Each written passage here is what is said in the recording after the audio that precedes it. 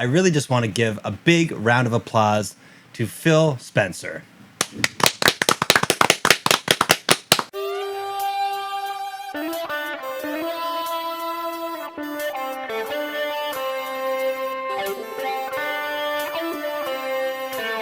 So the 8th generation of consoles begins.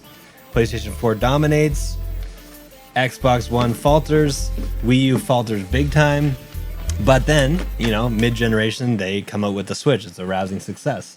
And, this kind of leads us quickly into the next generation. But before that, do you guys have anything you want to say about Well, I think here PlayStation? We did a whole episode on PlayStation 4, so you can hear most of our thoughts about the PS4 side of things. But if you want to say anything about Xbox or Wii U, now's the time. I think the key thing here is, again, this just shows where the things that Nintendo did well all along, in this case, being financially conservative to the point that they could afford a failure. Mm-hmm. Because, I mean, if this was Sega and they were, if Nintendo had tons of debt and the Wii U launches and only sells 13 million units, that could easily be game over for Nintendo. Alex, you were mentioning this before the podcast. Like, people were saying, maybe you mentioned this on the podcast. People were saying Nintendo's done around this time with the Wii U. Yeah. There was a lot of talk, a lot of articles about Nintendo might be going the Sega route of just making games, which is crazy. Yeah. In hindsight, it's crazy. And I want to say one of the reasons that didn't happen was because of their excellent management team, which unfortunately it was around this time in 2015 where we lost Iwata, yeah, which is tragedy.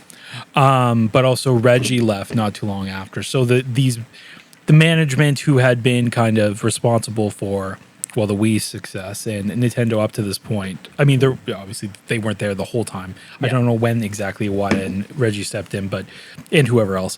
But their management team was really well known, really respected within the industry. Yeah, well liked. And led them up to through the development of the Switch and stuff to the modern era, effectively. Yeah. Where now they have like Doug Bowser took over. I think his name is for Reggie, and I forget the new guy's name for Iwata's job, but. Yeah. Rest in peace, Iwata. Yep. Transitional time for Nintendo. Yeah, for sure. They rebounded heavily. They did. The Switch. Yeah. Incredible success. Switch is lovely. Love Probably, honestly, arguably, one of my favorite consoles of all time. Me for too. Sure. Me too. Yeah. Yeah. It's great. Okay, so the 9th generation of consoles. We're in the present times now. So it began with the launch of the PlayStation 5 and the Xbox Series. The launch itself was greatly affected by the COVID-19 pandemic, as well as the global chip shortage. In 2023, this has rebounded significantly, though, as more and more consoles are becoming available to consumers. Now, at the time of recording, the PlayStation 5 has sold around 42 million units compared to the Xbox Series, which has sold around 21 million units, so basically 2 to 1. So it's really no difference from the previous generation in terms of sales between Microsoft and Sony. Mm-hmm. Nintendo, though, drastic improvement. Yeah, I mean, with PlayStation and Xbox now, it's almost less so about the hardware, and it's more about the ecosystem. I feel like people are in their ecosystems now, and they're locked in, and so it may be a relatively similar trajectory going forward, honestly. Yeah, maybe this is just the way it is. But we'll see. By the end of this, I don't know. Things are getting pretty spicy. Oh, boy, they sure are. Boy, Phil. Yeah.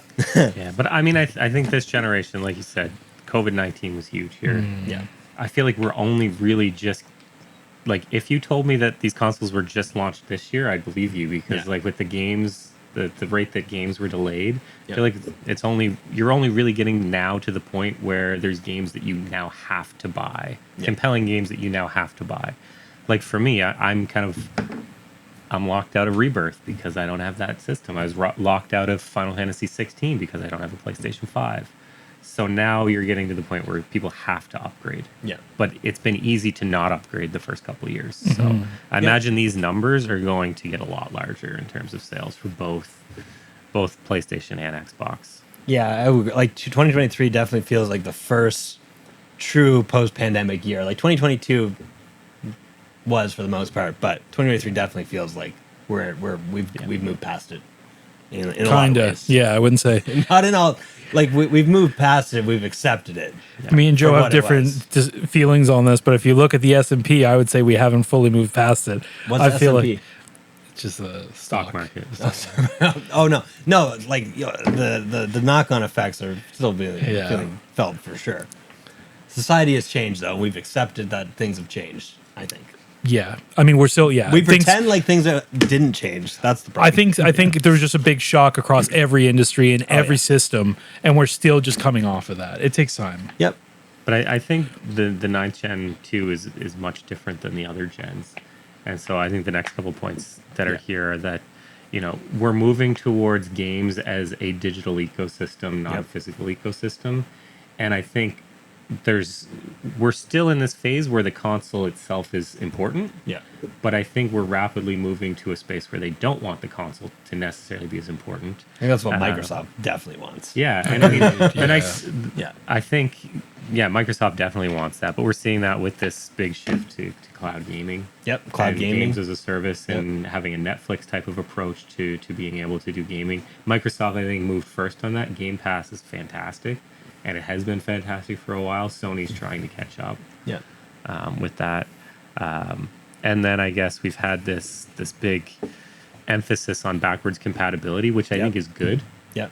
So I feel like you could define maybe the 8th generation of consoles was very fragmented and you couldn't play the games that you wanted. Yep. And I get the feeling that in the 8th generation, Microsoft especially became a little pushy with their clients, and they said, we're trying to push you towards things, and we don't necessarily want to just respond and give you what you want. We want to give you what we want to give you and push you in the direction we want. And I think that was bad, and Microsoft was punished for it in some ways. Well, like the launch of the Xbox One with the it had to be connected to like a cable. Like there was some. They did a lot of weird. It was always online. You mean the Don Matrick thing? Yeah, always online. All this stuff. Like people didn't want that. Yeah, it was bullshit. It was all a bit weird. It's weird. But now I think the fact that they're moving towards they brought out backwards compatibility.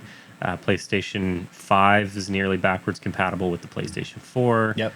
PlayStation Now is available with some older titles. We've got new PlayStation Plus tiers to give more options to consumers. Xbox Series, the full Xbox Series is fully backwards compatible with the Xbox One, but also a lot of old games. To me, this generation they're trying to still push us towards this games as a service, but I think they've realized you can't push gamers. You have to actually you have to give them what they want and make these services compelling to them and attract them to it. Yeah. So I think this is a big shift we're seeing with the 9th generation, which I really like personally. One thing I'll say with the backwards compatibilities, though, from Microsoft's point of view, I think it's mainly a marketing thing for them. Yeah. Because who gives a shit about playing their Xbox games on? Hey, Morrowind. You go back. You play Morrowind. Yeah, no, it's true. It's my own ecosystem, but the thought of being able to play your PS2 games on a PS5, that's way more. But that's because you like PlayStation 2 games. Yeah, it's true. But I mean, like in terms of the numbers, like the people who buy an Xbox because of that, I think it would probably be extremely low. Like I don't think it affects their sales that much. I think it's a nice thing that they can say, but I don't think it's that important, really. But it's important to Xbox gamers that they can play Skyrim forever. But you can always play Skyrim forever.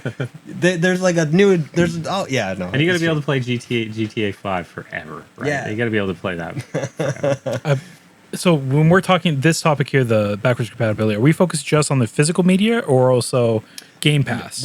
We mentioned tiers and Game Pass for sure. Absolutely should be fucking mentioned, because I think that is kind of what Xbox did to carve out their main. Like now, looking at normal gamer coming, you hit 18 years old, you've never played a video game in your life, and you're getting to buy a console. Yeah, Sony has like these super high quality first party studios for realistic graphics with lots of deep story elements and stuff, a crazy narrative. Nintendo has fun couch multiplayer, goofy, just a jolly time.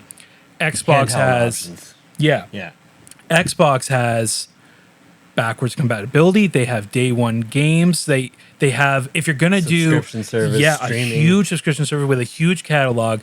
If you're gonna do third party gaming with an emphasis on like multiplayer, then it's like Xbox. Yeah, well, that's And it's like they really carved out their niche. Yeah. Well, that Game Pass offering, we've discussed it before. Yeah. It's huge, and I think it's well done, and it continues to be well done.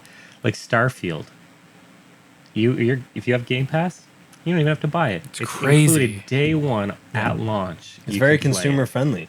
Yeah, And they have like a very diverse offering. Like within Game Pass, you get access. Like you don't have to go out and buy FIFA included. yeah. Because they include EA games. If you have the highest tier, you get EA games included in Game Pass. Now, I think there's a delay. You don't necessarily get the EA games, or at least not all of them day one, but you get them. Yeah. So it's not a service where you get games nobody cares about. Yeah. You only need Game Pass. You never need to buy a game, and you can have the best, like some of the best games available on the console. And if you get tired of those and you want little like fun coach co-op multiplayer, they've got tons of those. They've got indie games, sports games. They've got Star Wars games because EA has all the Star Wars games, so you get access to all the nice IP there. I mean, we were talking about Persona 3 Reload. Yeah. Part like that was announced 48 hours on. It had exclusive like announcement rights basically because I assume it's because it's coming to Game Pass. Like they are the diversity. They're trying to get that. Like let's get Atlas. Yeah. Let's get them. Let's get these JRPG titles because just because you own an Xbox doesn't mean you don't like those type of games. You know? Not to be like rude or discriminatory or anything about like different groups of people who play video games, but it sounds like if you have a lot of nostalgia and stuff, or a Xbox players family, are beard. no, if you have neckbeard basement a dwellers. lot of nostalgia or family, you're gonna drift towards Nintendo. Yeah. If you really like very complex storylines and narratives and stuff, you may drift towards Sony. But it feels like Xbox has really carved its niche as like the everyman gaming system, where if you're somebody who isn't heavily invested into the video game industry, you can just jump on, you play a low fee each month, and you get an access to just try out a bunch of different games. You're saying it's the bro console because it always has been. Kinda, yeah, it always has been. But I feel like it appeals even more to just the most casual of people who have an Xbox and don't It's easy. follow video games as a whole. Well, you're not as particular. You don't have to have any particular game. You just want to jump on and be like, oh my god, I have all these games. I'll just fire one up, play it. Kind of cool, honestly. Yeah, it makes sense. And Game Pass has lots of their like nostalgic games. They've got like all your Halos, your Gears of War, like all those games. Super are on smart. there. So, like when I go on Game Pass, and I had it for 3 years, I'm just like, wow, I could just spend the next 10 years only playing what is available to me here. It's crazy. And there's games I want to play. How much is the monthly fee? It's like $18.99 or That's something so now, good. maybe. That's so good. That's how much Netflix costs. Yeah. That's crazy. Yeah. Crazy. So yeah, one more theme I'd like to touch on before we get into the real spicy stuff would be digital versus physical. They actually, on launch day, there was a PlayStation 5 digital edition and the Xbox Series S, which was also all digital. Alex, I know you're a big proponent of physical media. Yeah. Me and Joe absolutely doesn't give a shit about physical media as far as me. I'm kind of in the middle. Alex, how do you feel about? Are you worried about digital takeover? Do you not care so much anymore? No, like I still buy some stuff digital. Depends how much I love the game, kind of. But no, I think it's hit a healthy balance. I think there's too many little jump scares for people, for consumers. There's too many times where like games disappear from the storefront and you can't like get it again. That people are too afraid to jump fully digital because they know you're not buying the game, you're buying a license to get the game. And if that license goes away, like if that game is no longer available, it's just gone. Yeah. Where with physical, you always have that disc that you can put in and play. Yeah. If you can play it. If you can, but you can. No, like, but what I'm saying, how many games are there that you need to connect to a server and you actually need to be able to connect to if it's a multiplayer, right? yeah. But I mean, but for single players, multiplayer, there's single player games that still require you to connect. There is, I order guess. to play. Like with the DRM, it's all like, oh, you've got to connect. I feel like that's Ubisoft's not big on that, right? Like Ubisoft, you generally need an internet connection, I think, to play a lot of the Ubisoft games. Oh, maybe that's just I don't know. I don't play Ubisoft, Like so maybe connect, that. But like if you play Assassin's Creed, no multiplayer there, but you connect to their server and you've got to log in and all this stuff. So Ubisoft, I feel like is pretty bad for that to begin with. But I feel like a lot of first party games, like Nintendo, There's First no party game. games, yeah. Literally, First you party games. turn on your Nintendo thing. It's like, do you even want to update it right now? It's like you're like, I don't give a shit. You can just start the game without the update. Yeah. Like, so they're like a lot like Final Fantasy. I don't think you need an update for. Like, there's a lot of things that like, I mean, a lot of things need the initial update, I guess, when they first are released, but afterwards, I think that's gonna be a continuing thing, and I feel like something will happen one day where I mean, it's already happened. It's happened on Steam. It's happened on, I think, system. I see it more on Source. like Disney Plus, like Yeah. not gaming, but like shows that just disappear because there was like they saved money on taxes to get rid of the show that no one cared about. Yeah, Or it's- a few small amount of people care. It was just it's gone forever. You'll Exactly. never see it again. And that's going to just continue to get more and more prevalent. I think so, but I also think this, particularly for like first party shit and like big titles, like I think it's highly unlikely because it's so much bad Big PR. titles, It'll yeah. be like the internet, Reddit, man. People freak out. I think it's bad PR to do that. Like I don't see Sony just getting rid of games just because But okay, You know. theoretically, there'd be a financial You're- reason to do it. right now, your 3DS breaks. You have all That thing digital. will never break. Say you none have. of my- I know, but say you had all digital purchases. Yeah. Your 3DS goes. Yeah, What are you gonna do? yeah. Well, no, it's tied to your account, but the store's closing down in a few months, What do you do?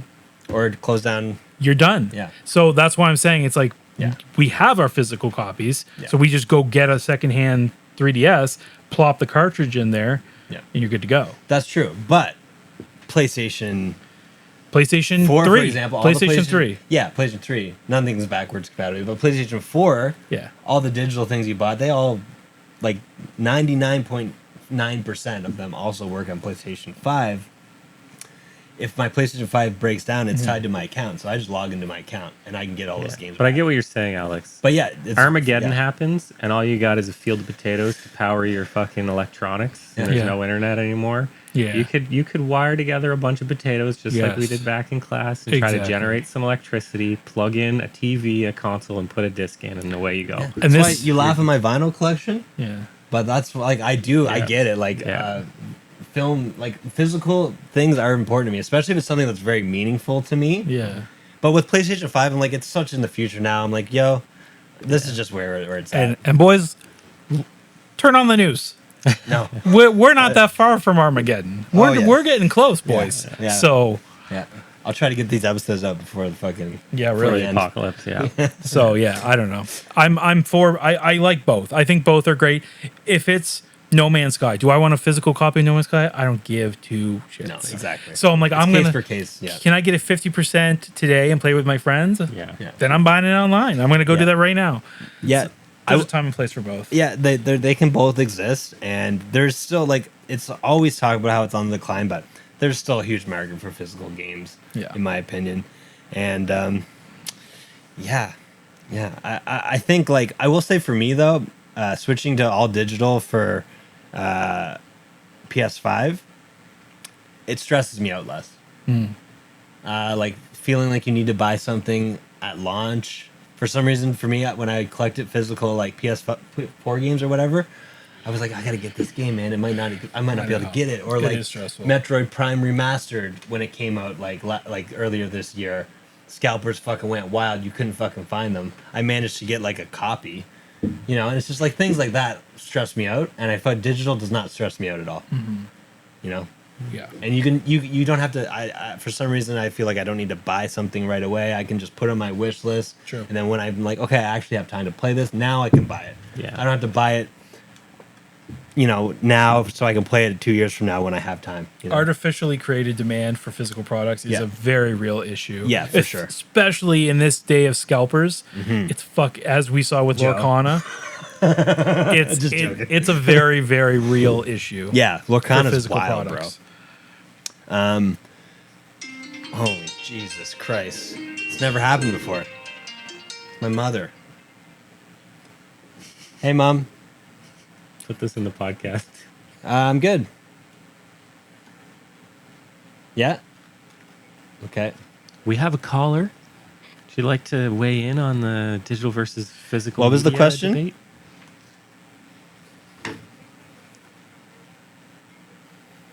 Yeah.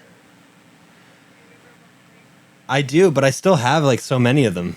Like I still have like I don't need any. I gotta buy food on the way home. Okay. I'm so hungry. Yeah, we gotta get this moving. Uh, I've eaten so much junk food. Thanks, I appreciate don't it. think I've had fast food in like a month and a half. Yep. Yeah. And this week I've had McDonald's twice already. all right. Yeah, McDonald's is so easy and 'Kay, it love just you. tastes good. But yeah, I get it. I mean, Bye. on Tuesday we in here and we're like, we haven't had it. We haven't eaten it in I forever. need more Let's get salads. it. I need more salads. Yeah. Dude, I ate salads from like Wendy's. Man. from May. Wendy's. No. I would go to Costco, get the bag of House spinach, food. get the romaine, and I'd make salads. And I Their just bag had salads are good though. Like they're pre-made, like Yeah, the dill yeah. pickle salad, and they're like, yeah. not enough like volume, the man. chili I mix my spinach and my lettuce, throw You in know some I hate? croutons, some cheese, Lettuce. some dressing, and one. Lettuce. I hate lettuce. Oh, I love lettuce. No, but here's the problem. I like lettuce and that it's like crunchy and shit, but Oh, it's so how much good. lettuce do you have to get any nutritional value? I It's don't know. basically like It's a nothing, waste of yeah. chewing. Oh, I like you're love it, chewing though. that shit forever. Like I get tired of eating salad, and I'm like, I Spinach, gotta eat this spinach giant salads. bowl of salad, and I'm gonna get nothing out Joe, of it. you know this very well. I'm Kale. a volume man. Kale so and broccoli. the more volume Broccoli I get into salad. my body, even if it's nothing, you could just fill me with air. If somehow that could, like, my stomach could recognize that as, it'd be good. I'd be, The problem is insane. salad to me is a chore. Eating a salad, fucking chore. oh, I love it. I love I gotta it. Making a chew salad so much. That's a chore too. is the worst. Yeah. But eating a salad's fine. It's not even that bad. Like, even washing leaf by leaf. It's like romaine. It's not. It You takes do a that? couple minutes. Yeah, I do. Because there's dirt and shit in there. Like I cut I mean, the I bottom wash off, it. and then I wash piece by piece, front and back. And then spinach, I don't. I put that in a bowl. I'll fill it with water, move it all around, wash it out, and then dump it. Yeah, But little dirt won't kill. oh you. no, I don't. Because there's so much issue with romaine with what's it called? Salmonella. Is But it that's not, salmonella? that's Yeah. not in the dirt. The dirt's not gonna get you. Oh, I don't care. Dirt's good, yeah. You should eat more dirt. No, probably. I don't want the dirt. I love salads, but I'm not gonna have those today. Though I'm gonna have a greasy ass burger on the way home. I'm gonna have. I'm But- gonna have some greasy too, probably. All right. There's a curry place that opened up right over there. Literally went there yesterday. I was so excited. It's really good. Like Indian curries or like Indian Sri Lanka. Oh, So like slightly different, but very similar to Indian, but slightly different. nice. So when we were going, I kind of like lumped these three That's together okay. in one big thing. I don't know if you want to go back to those or if you want to jump to. no, the I think that's why I acquisitions. mentioned the digital thing. Yeah. Anything you think? There's just one more thing I'd like to say Oh, here. the Phil Spencer thing. Yeah. Since we mentioned Netflix and fucking cloud streaming and whatnot, it should be. I would like to say on record, Phil Spencer has said that they see Xbox gaming more in competition with Netflix than Sony, which I call bullshit on. As we're about to see. Yeah. But I get it from the perspective of the cloud-based streaming. Netflix is like the OG king of streaming. So Dude, I've been saying this for a long time. Phil Spencer, he's speaking my language, man. I'm not an Xbox guy. I never have been. But You this love man, Phil. I love Phil. I like him too, man. I am also not a Microsoft man, and I want to like not like the guy, but I like the guy. And as we'll see later, there's something that's recently occurred that like aligns the universe is like aligned things perfectly for me where I'm like, I get everything I want. I'm into Xbox now too. Like I'm into everything. I have a PC, so me too. I'm like, I could get Game exactly. Pass. That's what I mean. Yeah, and I like that. I like that Xbox and fucking Are like, PC Yes. are kind of like basically the same thing. yes, me too. I do like that. From Yes. like a consumer point of view, Agreed. I definitely like it. Phil, man. I'm on Team Phil. Team Phil, yep. Anything else to say before we get into the spree of acquisition. acquisition wars? Which is the modern. Consolidation, yeah. If anybody's followed the JoyCircuit update as we were doing it back when, Yeah. this was something that we discussed. Pretty much every single episode, we were covering new acquisitions. Yeah. Honestly, the JoyCircuit update was basically What acquisitions were This is week basically or the this month. inspiration for this episode. Yeah. because this is absolutely what you guys were talking about for like years. Yeah. Yep. Okay, so acquisitions in March 2021. Microsoft kicked it off by acquiring ZeniMax Media and all its subsidiaries in a deal worth $7.5 billion. ZeniMax owns publisher Bethesda Softworks and its development unit. So, Elder Scrolls is the one that springs to mind. Fallout, now Starfield. Bethesda publisher also owns id Software and many others. So they got Doom. They got lots of things. I remember at the time this being like, holy shit, Yeah. that's a big move. Yeah. I mean, Microsoft always worked closely with ZeniMax, and I always think of like Elder Scrolls as being You mentioned Xbox. Elder Scrolls 3 multiple times, Yeah. relating it to Xbox. So Yeah. Yeah. So to me, it makes a lot of sense. I feel like ZeniMax was, to me, always felt closer to Microsoft. No, it does make sense. Definitely more of a PC kind of vibe. So I think that makes sense. But then a year later, almost a year later, on January 18th, 2022, not that long ago, Microsoft announced its intent to acquire Activision Blizzard It's in a deal worth 68.7 It's so crazy. billion US dollars. Activision Blizzard is one of the largest video game companies in the world, yeah. with intellectual properties such as Call of Duty, World of Warcraft, Diablo, and Overwatch, to name a few. That's basically just Blizzard and Yeah. Call of Duty. And Call So of Duty, yeah, yes. holy crap! This shook the gaming world, I would say. Yeah, it shook me. For the last year and a half, we've all been shaking in our boots. Yeah. Yeah.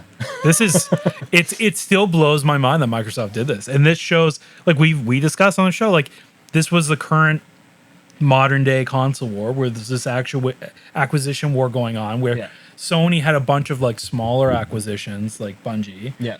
But this is Microsoft has gone so far, and these are the big ones. But if you go look, there's a list of tons of all these little studios they've bought Oh my over God. the years. Phil's been like games. We're gonna do games, and we haven't really It's a meme. seen Yeah. that happen up till now. But like Up until Starfield, we have saw no games. at some point, you just own everything, and the games are going to come eventually, right? You just own all this the talent in the industry. It's like, Could be really good, could be terrible. well, Consolidation is a tricky fucking I don't know how much more of tricky this business. Blizzard There's thing. a lot. It's all Blizzard. Okay. Let's keep it It's rolling. basically all this from now on. we'll discuss Don't that worry. at the end, We're yeah. gonna get into basically The every whole bullet saga. point. I have a of lot to this- say. of this Yeah. acquisition. Yeah. Yeah. So like the Bethesda acquisition was kind of like the prologue to this, Yes. which was a huge deal at Yeah. the time, probably the biggest. Yeah. But then they blew it out of the water with this Activision Blizzard deal. For sure. And then a few weeks later, Sony was like, "Hey, by the way, we're gonna buy Bungie for $3.6 billion."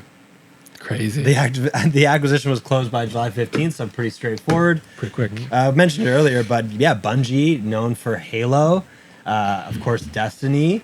They left Microsoft, and they were owned by who? Someone else owned them, didn't they? I thought so. Bungie? I don't know. Anyways, they eventually they switched ships a few times. Now they're owned by Sony, but Bungie is still on Microsoft gaming consoles and stuff. So it's fine. They're Oh. doing their thing. What? Talking about the OG acquisition. Yeah. When Microsoft stole Rare from Yeah, Nintendo. fuck that, man. Second party had like 49% of the company, and here comes Microsoft in to buy the 51. That might be the worst Sneaky. one. I hate that one because Sneaky. Me too. I mean, Donkey Kong Country trilogy I know. is perfect. I know. It's sad. What could have been? Yeah. What could have been? Yeah, what could have been? Don't forget Conker's Bad Fur Day. Yep. Okay, so yeah, Sony did that. No big deal. Felt like a bit of a response, but I don't think it was planned that way. I think it was just timing. So then fast forward to the end of the year. In December 2022, Microsoft entered into a 10-year commitment to bring Call of Duty games to Nintendo consoles. And although Microsoft had reportedly given Sony written commitment to do something similar, Sony still expressed concern that this is not adequate. The Federal Trade Commission, the FTC, announced it would challenge the Activision Blizzard merger and open court proceedings. So go, this acquisition is literally too big to go unnoticed Yep. by the Federal Trade Commission in America, and as we're going to see, many other commissions have questions about this. And this is not uncommon in very large acquisitions. It's good. There should be due Yeah, diligence. For it's sure. just you can get the scrutiny even if there's a very good chance that there's not going to be a problem. They like to look at them. Yeah. So And then in January 2023, so next month, the European Commission for Trade announced it would prepare a statement giving Microsoft an antitrust warning. After an in-depth investigation, approval was eventually granted on full compliance with commitments offered by Microsoft, which fully addressed competition concerns identified by the Commission in regards to cloud gaming. So a lot of this was really about them gaining a cloud gaming monopoly, essentially. That was the main holdup. Then in April 2023, the UK's Competition and Markets Authority, CMA, which is not part of the European Union anymore. CMA blocked Microsoft's acquisition of Activision Blizzard over concerns that the deal would damage competition in the cloud gaming market, leading to less innovation and choice for UK gamers. No, I mean, this was the kickoff to basically a long, drawn-out battle that Microsoft has had. It's been very public,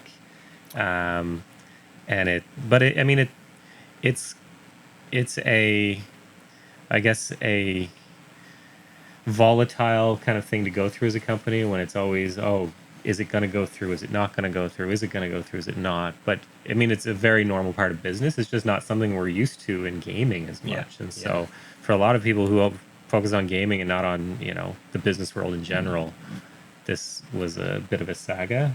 And gamers are opinionated. Yeah. They really like to go to bat for their company that they like to consume from. Yeah. But so when this started kicking off, what was your feeling? Because I know for me, I was probably like, I don't think this is probably going to be a good thing for gaming overall. But also, I am pretty disconnected from Activision Blizzard, as like I don't really play their games, and I don't really play Microsoft. So honestly, out of all of their acquisitions, the only one I really care about is the fact that I'm not going to be able to play Elder Scrolls 6 on PlayStation probably. But I guess I'll just play it on my PC. So it's really not that big of a deal. So I'm kind of like, I don't think it's good for the industry as a whole. Like, I don't think consolidation is generally a great thing. But at the same time, it really affects me very little, unless it starts to hurt Sony and Nintendo someday in ways that maybe we will predict, or maybe ways we won't predict. I'm I don't know. I'm glad it got looked at. I haven't looked into the details of what Microsoft had to commit to in order to get through this process. But this was basically a negotiation. This was basically a negotiation. But I think the worst thing that could have happened would have been like all of a sudden Microsoft gets all of these games, puts them on a digital subscription that you have to pay for, and then doesn't allow anyone to play them. The only way to play all these games is if you subscribe to Microsoft's thing. And we will see. That's not really their approach. In some cases, yes, but you have to think, Sony has exclusives too. It makes sense. The thing is Microsoft is very much playing the long game. Yeah. So it's very easy for them to say, "Oh yeah, we're not going to do this now." And if you look at their language and stuff, like they committed 10 years. Yeah. But then what about 10 years from now? That's the thing. Is it like, oh yeah, we said we weren't going to do it for 10 years. Now we're going to scoop up the entire market. And that probably will, be the only player. There's a lot of, crank up the subscription price, because now you can really, if you want to play games, you got to be with Xbox. I mean, crank the price. In a way, it gives 10 years time for competition to kind of create their own platforms and alternatives. It's just, Microsoft, you forget. I think they had to do this. You forget that we're moving into a territory where all of this cloud gaming, everything, we're now moving into a tech sector with massive networking requirements, massive cloud server capacity requirements. You're in Microsoft's world now. Yeah. And they have, I think, $2+ trillion company behind this. And all of the network programming expertise, all of the cloud expertise behind this. To be quite honest, if this just devolves into a platform battle, Sony cannot compete, Nintendo cannot compete. This is where Nintendo would want this to go, is into a world where they have epic advantages in economies of scale and capabilities. So I mean, if Sony wants to, if you want to compete, Sony can't do this in-house. They need to partner with someone like Amazon. You'd have to find partners that bring that expertise. But Microsoft we have it all in-house. So I don't have as much faith in Microsoft because, they have the infrastructure, but every time Windows updates, it fucks me over in some way. Yeah. So I don't know. No, I mean, there's a lot there. And I mean, even... Microsoft is they're advancing technology on so many different fronts that could then play into this in ways we don't even understand. Like Microsoft bought OpenAI, ChatGPT. They're into major advances of generative AI. How can they then leverage that technology in the gaming space to just go Super Saiyan on the entire gaming industry? And the gaming industry doesn't necessarily have all of these different fronts that they're advancing on to even be able to compete. So there is huge problems here when you see Microsoft doing these big acquisitions and then take into account everything else that they're big in and everything else that they can do. Like this gaming space, it's small fries. Like this is a tiny industry on a relative scale of different industry sizes. Yeah. And Microsoft has always been that huge player, but they've been limited in what they can really do to leverage that because there hasn't necessarily been as much of the overlap between what they do on the networking side and what they do on the game side. So there are huge concerns here. I'm glad it got looked at. The 10 to 15 year buffer that we're seeing on a lot of the concessions they kind of made. I think it's good that there's a buffer. There's time for the competition to kind of evaluate and start making some moves.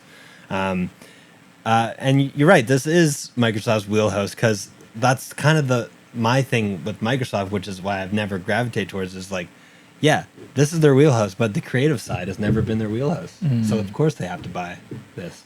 And that's just my own point of view. Because say what you want, Sony and Nintendo, they have memorable creative IPs that they've been working on for a long time and building. And Microsoft's, I don't think they would be able to get there unless they do something drastic like this. So I think it's probably what they needed to do. And Nintendo fanboys, Sony fanboys might not like it, but which I would consider myself one of them. I don't necessarily like it, but I also, from a clear point of view, it doesn't really affect me that much. Now, when I'm 50 though, who knows? I might not even be able to see anymore. I might have played any games. I might have like severe arthritis. Like who knows? So, from a personal point of view, I don't know that it's really going to change my life very much. Yeah. Anything else before we get into the? I feel like things really start to ramp up at this point because there's a lot of fog of war around this right now. We don't know what's going to happen. Yeah. If this deal goes through, it's going to change the whole gaming landscape like instantly. No, it's not. It's going to take 10 years. Yeah. You know? So now we've kind of got the clarity of hindsight now. But back in May 2023, in an interview with XCast, which is Kind of Funny's Xbox podcast, Microsoft Gaming CEO Phil Spencer, the man of the hour, admitted that Xbox lost the 8th generation console war, calling it the worst generation to lose.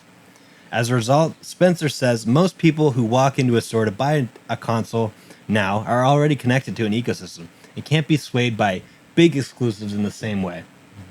He pointed out that there are onlookers who have suggested all Xbox needs to do to win is to build great games. But Spencer claims that simply isn't true anymore. We're not in the business of out-consoling Sony or out-consoling Nintendo. There isn't really a great solution or win for us, Spencer said. So yeah, they're kind of playing a different game. Well, as I said in the previous point, creative has not necessarily been their strongest point. And yeah, they're not going to out console or out IP Sony or Nintendo at this point. So they need to do something drastic. But this is a pretty important interview, I would say, to like just in terms of the concept of this entire acquisition war. Did anyone watch that interview? Did you watch that, Alex? No. I don't follow Kind of Funny anymore myself. I think it makes sense. It's like strategy 101. You're losing a fight, then let's change the fight, right? Yeah. I don't want to do this anymore. You've beaten me up a bunch of times, so now let's do something else. Yeah. Right?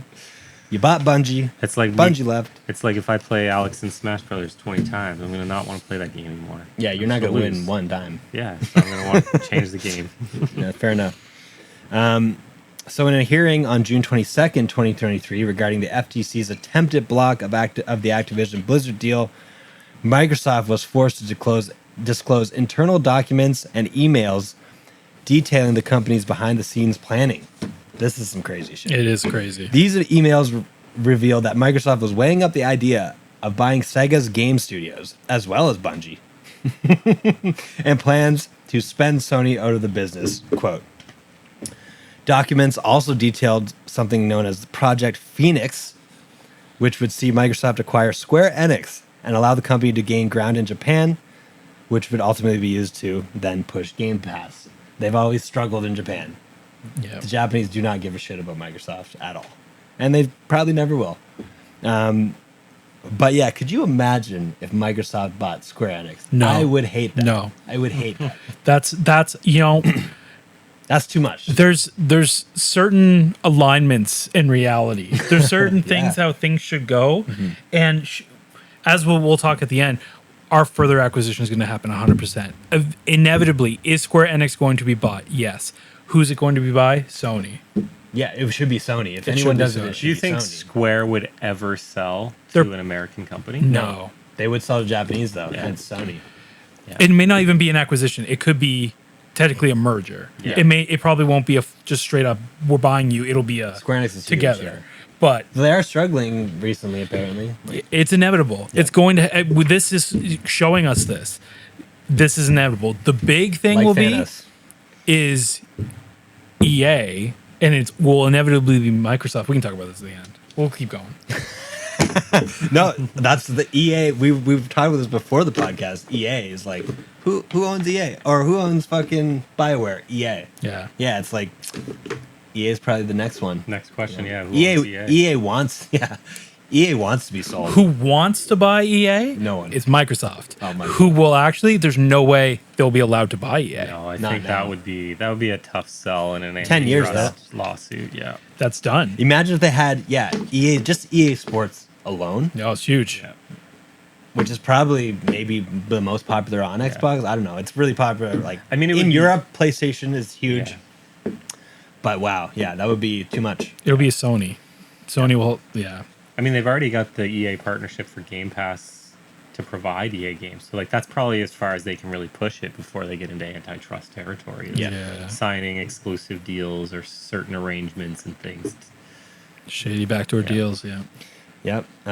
Crazy stuff. But in July 2023, Microsoft finally won its court battle against the FTC, freeing up the companies to complete the deal before the July 18th deadline.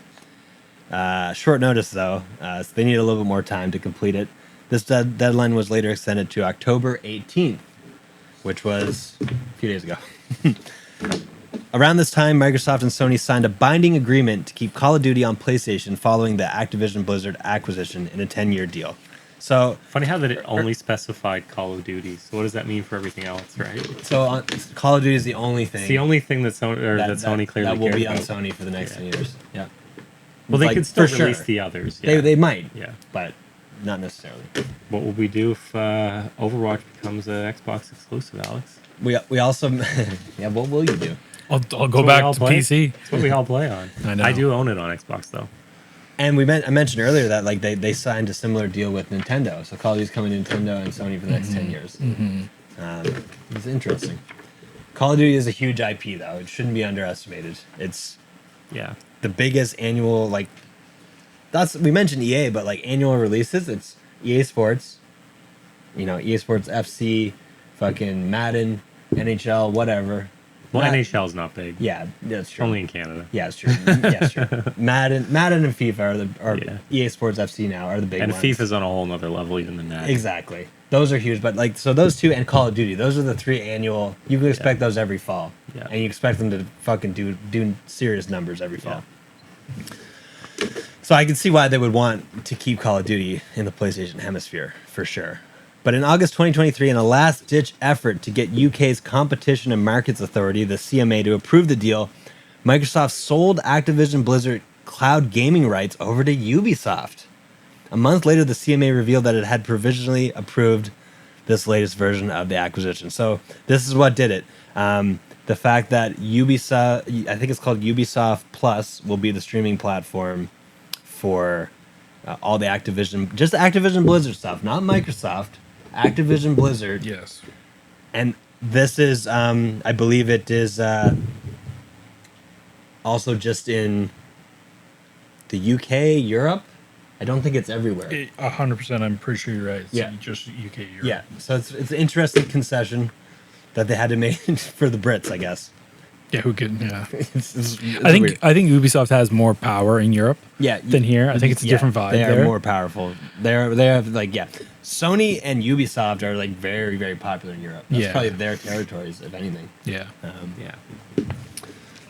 Okay, so in September 2023, another massive leak revealed internal emails that Microsoft had considered buying Nintendo. So this was a leak. This wasn't something they were forced to disclose. This is just a hilarious blunder, and so close to like, the end of this deal. It's like just so funny to come out. Yeah, so they had considered buying Nintendo. Phil Spencer wrote that getting Nintendo would be a career moment. He speculated that the Japanese games giant could become more open to acquisition offers in the future, 10 to 15 years from now, due to changing pressures on its board of directors. He begins to quote, "It's just taking a long time for Nintendo to realize that their future exists off of their own hardware," Spencer said. Purchasing Valve and Warner Bros. Games were also discussed in the leak emails. Further revelations included that 3/4 of Xbox gamers had purchased a Series S, not the Series X, so the less powerful one, that the Series X may go all digital in 2024. So, Alex, I know you'll love that. And that Microsoft sees its next Xbox as a cloud hybrid machine. So it might not even be a box. It might just be in the fucking in the ether, Be man. built into a TV as an app or something. Yeah. Or just a special TV. Who knows? That's so This much makes to say. those It's taking consoles- Nintendo a long time to realize, though, that Yeah. I love that quote. That's so funny. It's like, wow, they're crazy. Why haven't they gone to just first party or third party game provider? This makes the numbers look really bad even worse for the Sony versus Microsoft console sales. So Microsoft has 21 million consoles sold in this gen, but based on this, 15 million of those are Xbox Series S budget versions. So if you look Yeah. at revenues, And guess what? Here's the real kicker. but they do get the Game Pass revenues. Yeah, but here's the kicker for that. Xbox Series S and X, day and date, like they can't release a game on Series X if it's not also playable on Series S. So therefore, now you have a bunch of like weaker consoles that you're gonna have to make serious concessions to get them to play on a. They on a really Series S. handcuffed Yeah. themselves with Yeah, the Series it's S. it's like pretty funny. Saw to that me. with Baldur's Gate. Which may Yeah. have been fine Yeah. but I think their plan with the Series S was they wanted more sales. It was just like, Yeah, but it didn't work out. and the that price way. point, the didn't price work out point that way. worked. Yeah. I mean, I bought one. Yeah, if I was going to buy one, that Get would the be Series it. S, yeah. Alex, you said you'd buy one. I would. Yeah. Let's finish this last point. I've Yeah. got so much to Okay. say. Yeah, Oh we're my here God. at the end. So much to say. So now, a date's just a date, but to me, I find it fitting that on Friday, October 13th, 2023, Microsoft finally completed the acquisition of Activision Blizzard King. I say Blizzard King now because they only really started mentioning it like now too. Yeah. King was just an afterthought. Yeah. Although they're absolutely huge. Candy Crush, wow. Yeah. Anyways, they completed the deal, making them the third largest gaming company behind Tencent and Sony. Franchises such as Warcraft, StarCraft, Diablo, Overwatch, as well as Call of Duty, Tony Hawk's Pro Skater, Guitar Hero, Crash Bandicoot, Spyro the Dragon, of course Candy Crush, how could we forget, are now all officially intellectual properties of Microsoft. What the fuck? That's Okay. crazy. That's So- fucking crazy. I didn't chime in when you guys were talking earlier because I didn't want to. I wanted to save it all to the end. Unload. One. Okay, corporate consolidations. Even somebody who like studies business and stuff. Yeah. I think they're toxic to consumers, competition, and honestly society as a whole. The further down capitalism and stuff we go. Sure. Great. They make sense from corporate strategy. It's amazing. It just gives you more options. It creates synergy. It does all the stuff that is amazing within the corporation, within that bounds, and it makes sense that it happens. But I don't think it's good for anybody, really. If you have a very, very fragmented industry, then it may not be bad. It may Sure, be good. because But in they a have more capital for certain in projects a and gaming stuff. industry, 100%. this is already a highly consolidated yes, industry. and unfortunately, a consolidation on this level is now going to make people. It's going to make these other people scared because the fact that these emails. Okay, the thing I looked up there was Valve Yeah. because I think that's the next big one, and I think it's Sony because I think Counter-Strike will be their counter to Call of Duty. I think Sony will want Counter-Strike for the 10-year period. That would I think be amazing. That's going to be their ace, I think. Well, they have Call of Duty for 10 years. I know. I think in that time, though, But Valve they're is going to so grab PC focused. exactly, because that counters the whole cloud gaming aspect of it, of this acquisition. So Sony grabs that, and if anybody tries to counter them, they say, "Look at what you just let through with Xbox and Activision Blizzard." Yeah. And then they have such because they allowed They have that so to much occur. leverage, yeah. And then I think you're going to get Nintendo and Sony partnering with Amazon and Google to counter Microsoft's benefits. You can almost line up how it's all going to work. And it's sorry, not to interject too much, but I read an article last week. Netflix wants to get into game streaming. They want exclusive rights to Grand Theft Auto. And I've things like this. So things are happening. Yeah. Sorry, continue. But okay, for Xbox specifically, I everything that said, do I love this acquisition? I do, because Bobby Kotick was a piece of shit. Yes. And I want you to hear about. I want to hear about you're a big You're a big Blizzard guy. My three and main companies. You've had problems with Blizzard for a while. My main companies in video games have been Nintendo, Square, Yeah. and Blizzard. Yeah. And which now coincide kind of with the three different consoles essentially. Yeah, basically. So now I kind of will be drifting into all three somewhat, but Blizzard needed a huge change. And honestly, it's so funny because in the last 5, 6, 7 years, we've seen all these old guard of Blizzard leave, create their own studios, do their own thing. Well, Chris Metzen, the guy who created or helped to create Warcraft, he went and did a D&D thing and made his own company and did this book and setting and stuff for D&D. And he's coming back now to take over the overarching Warcraft. This was just announced a week or two ago. That's so huge. Metzen's back. Oh, that's great. And it's Well, they had huge talent bleed. a huge talent bleed. But the fact that Bobby Kotick's leaving, is that why? Is he okay, the management who made us do shitty things are leaving. We have Xbox who want creative IP and games and It's what they need. quality. Yeah. Well, I can jump back in there, take the leads on Warcraft, and do something new now. Yeah. So I think this overall, I think it's great. I think we're seeing a lot of positive signs. Blizzard, the Blizzard part of this, needs this. If they're going to save Blizzard from what they've become under this Activision leadership team, this was... It was a miracle.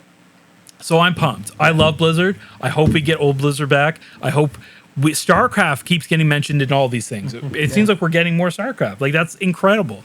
They had it right in the announcement video. Yeah. Super excited for this. Super excited. So I don't think it's bad for Blizzard, because I think honestly Blizzard would have died without this. Probably the best. They wouldn't have died. No, but it would have been very successful. But it would have sucked. It would have been a slow burn. It's like the way they've been managing, they would have died. Exactly. They honestly would have died. Yeah. They would have destroyed these IPs. Yes. To the point that it would take a few years of people to be back away to then want to play those IPs again. 100%. Overwatch is still a mess, but yeah. But this is very, very promising, and I'm super excited for this. Do I think I could see, I don't know, you don't play Blizzard. This is a domino effect. 100%. Yeah. But on PC, I think you're going to see Battle.net become like XNet.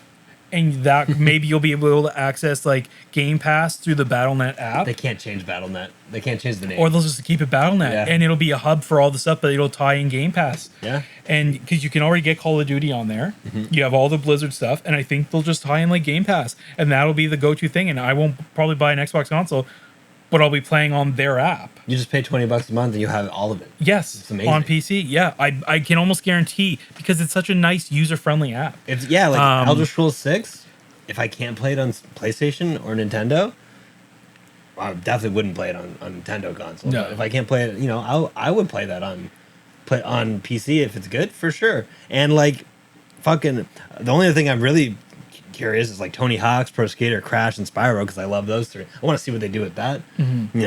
I would play those on PC if that was my only option. I can guarantee they're eventually going to redevelop Battle.net to include Xbox Game Pass.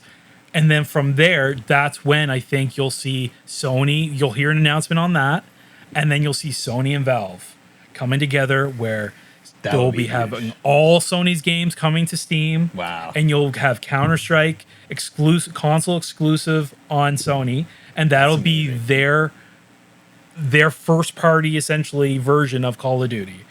I think that was part of the motivation for purchasing Bungie as well. All that knowledge that they Probably. bring into, and they're not even like they're just letting them develop for all the consoles still. Yeah, true. But they need that kind of R&D or what I guess you could say. That Bungie has all that experience they have from multiplayer and shit because they do want to push more into that sort of thing, like the Call of Duty space essentially. Yeah. Here's a question: is Counter-Strike even relevant anymore? Oh, on PC, it's CS:GO, huge. man. No, but CS is huge. It's big, it's big amongst a hardcore group of people and there's a competitive scene. But to the mainstream, is Counter-Strike relevant anymore? Is it relevant on a mass market level where it actually matters for like a console war? I think so. I think because we've only seen CS:GO on PC, if you were to bring that to console, I think it could compete. I really do think that is the one other first-person shooter name Don't underestimate Valve, man. that you could bring over, and Valve it in itself, but you could bring that over to console Plus the and have VR. it. I know you don't like VR, but Yeah.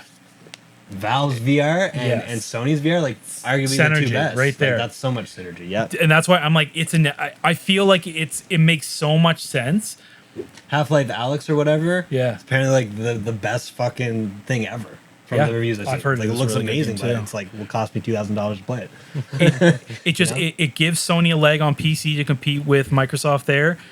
I mean, they kind of can't be told no after this acquisition, and like it gives them a Call of Duty alternative. Mm-hmm.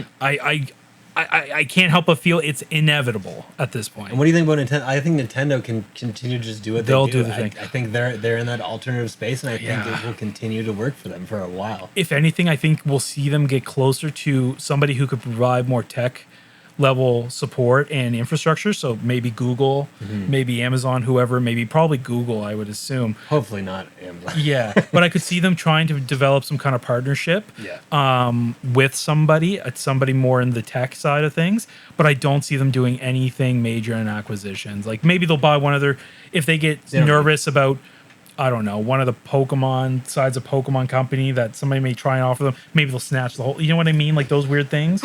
Yeah. But no, I don't think they'll be doing any major acquisitions. And really, Sony has been doing acquisitions for a long time. Yeah. Slowly but surely, they've been taking a slow approach to it. But like, Naughty Dog wasn't originally a Sony No. studio, Yeah. but it quickly became that. You Yeah. know, because it's like Sony will be like, here, we'll have a partnership. We'll make a game or two, and if we like you, we'll fucking buy you. Yeah. And then you'll be better when we own you. And it's true. That's True. pretty much been across the board. Like the studios always get better when Sony owns them. Like Insomniac, fucking Marvel Spider-Man, Spider-Man 2. True. Like that's like the height of Insomniac, which has created some amazing games already. They're only stronger by being purchased by Sony, which is great. I don't know if you could say the same about all of the Microsoft acquisitions so far. Starfield is huge, but like that's really the only thing we've seen so far is Starfield, basically. I Which think- is fine, Yeah.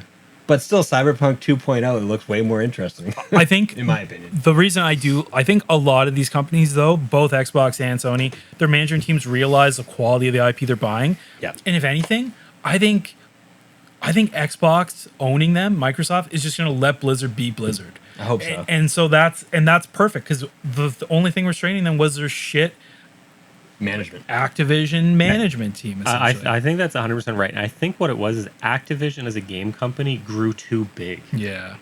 Yeah. It got to the point Well, where they're the biggest third it's party. one They were. thing to Yeah. be innovative and to take risks on changing IP, messing with your IP, creating new IP when you feel like you're still kind of small. But when you're as big and successful as Activision was, I think they got to such a large size and they were so successful that all of a sudden they went from they just became ridiculously conservative. Became about protecting what we've built, not True. building new things. True. Overwatch 2 is 100% an example of that. They're like, well, we don't want to make a new game. We don't want to break what we've built. So we're going to try to, tweak and everything, but we're not really going to do anything innovative. Yeah. And in fact, they just broke it, really.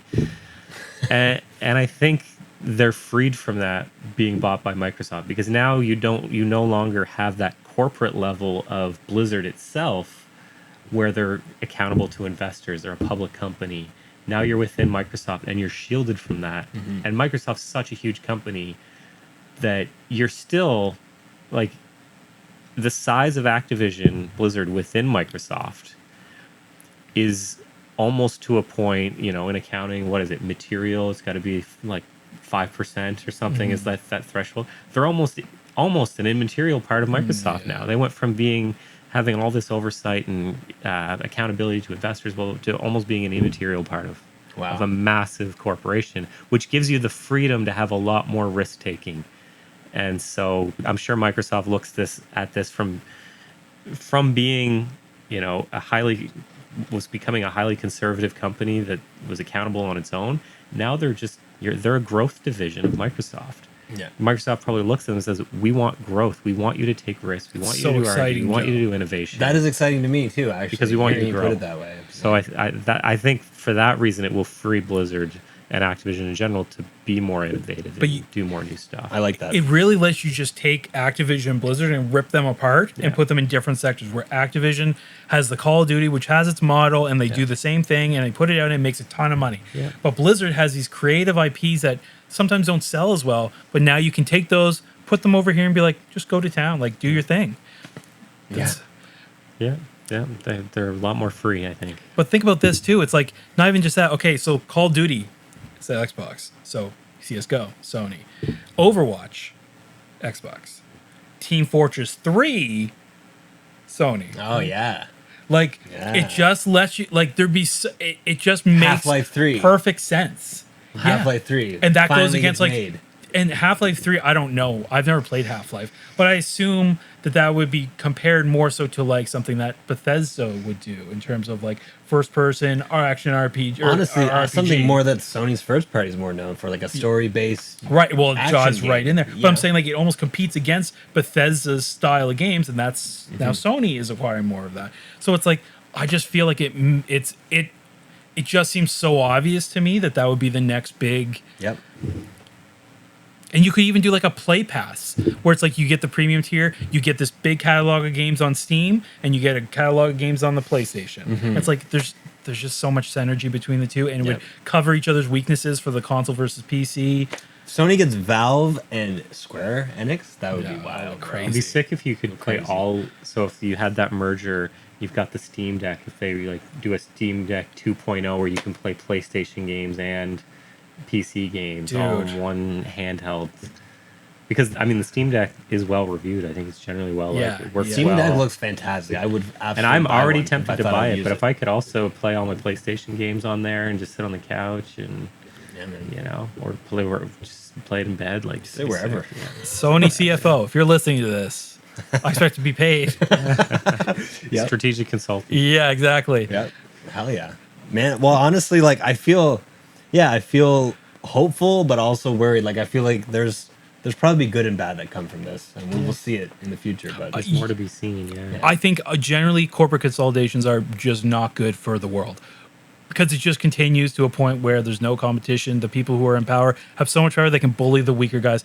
But there's no Coke or Pepsi. It's just in this case, I think they're literally saving Blizzard. Yeah. It makes sense. So- I hear you. Yep. So what's interesting is with all of this, I mean, it seems like the console wars, we say console wars ended, 2005, 2006.